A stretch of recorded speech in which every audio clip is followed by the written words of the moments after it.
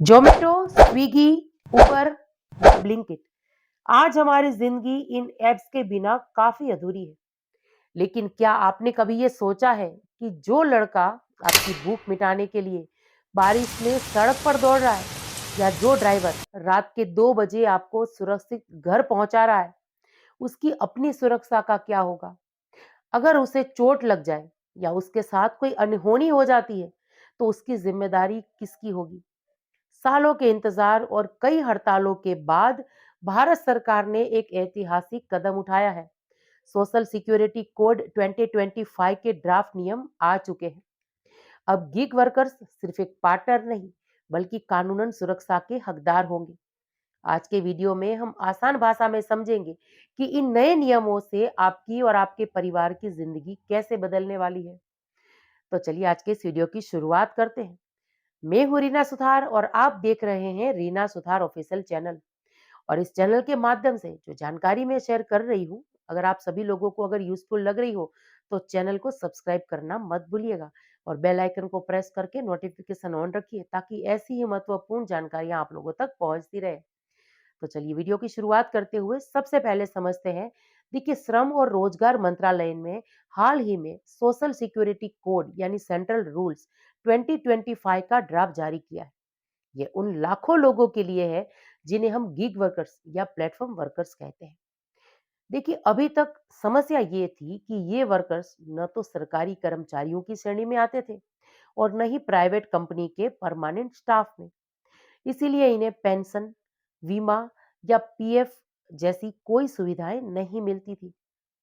लेकिन अब सरकार एक ऐसा सिस्टम ला रही है जहां हर गिग वर्कर्स जो है इनको अपना एक डेटा होगा और उन्हें सरकारी योजनाओं का सीधा लाभ इसके माध्यम से मिल सकेगा। ये सबसे जरूरी हिस्सा है। हर किसी को ये फायदे तुरंत नहीं मिलेंगे, ये भी हमें जानना बेहद ही जरूरी हो जाता है। लेकिन इसके लिए सरकार ने कुछ देखिए मापदंड तय किए हैं। तो वो जो कुछ शर्तें हैं, जो कुछ मापदंड हैं, चलिए उसको नजर डालते चले, आसान भाषा में समझते हैं।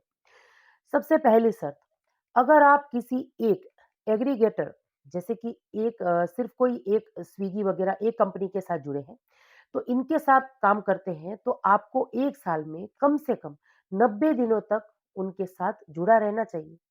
शर्त नंबर दूसरी, अगर आप कई ऐप्स पर काम करते हैं, जैसे कि मल्टी प्लेटफॉर्मिंग, तो पिछले फाइनेंशियल ईयर में कुल मिलाकर आपका काम जो है 120 दिन होना चाहिए, यानी 120 दिन या इससे ज्यादा होना चाहिए।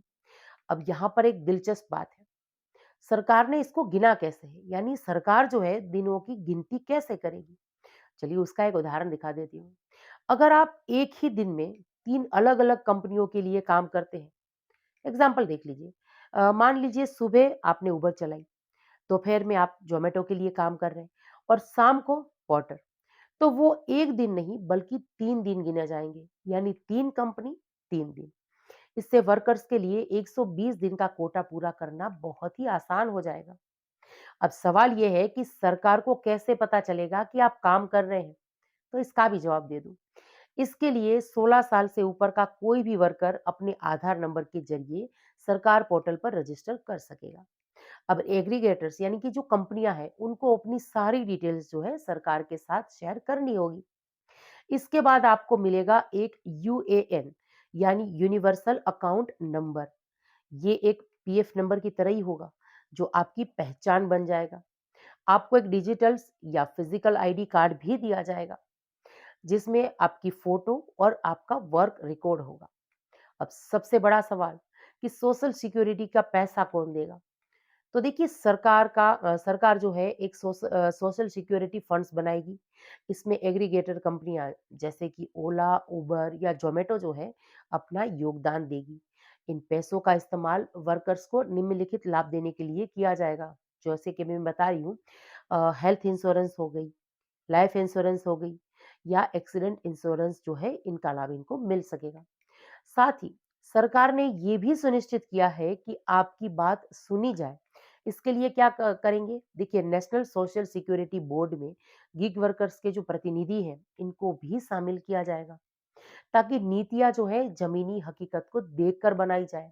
यानी गिग वर्कर्स की जो परेशानी है, उनको भी केंद्र सरकार समझना चाहती है। अब शर्तें और चुनौतियों की अगर बात करूँ, तो देखिए यहाँ कुछ इफ एंड बट्स भी हैं, यानी कुछ चुनौतियाँ भी हैं। उम्र की सीमा की बात करूँ तो 60 साल की उम्र के बाद आप इन फ़ायदों के लिए पात्र नहीं रहेंगे। काम छोड़ने की अगर बात करें, तो अगर आप 90 दिनों यानी एक कंपनी के साथ 90 दिन या 120 दिन अलग-अलग कंपनियों के साथ काम करते हैं, तो आपकी पात्रता खत्म हो जाएगी। यानी ये सुविधाएँ सिर्फ़ उन लोगों के लिए है जो एक्टिवली इस सेक्टर में काम कर रहे हैं। यानी एक कंपनी के साथ 90 दिन से कम नहीं और अलग-अलग कंपनियों के साथ एक 120 दिन से कम नहीं। ये कुछ नियम हैं जिसके बारे में वीडियो में आगे मैं भी समझा चुकी हूँ। तो ये नियम अभी देखिए ड्राफ्ट स्टेज में है, यानी सरकार ने जनता और स्टेक होल्डर से इसके लिए राय मांगी है, लेकिन ये दिशा सही है।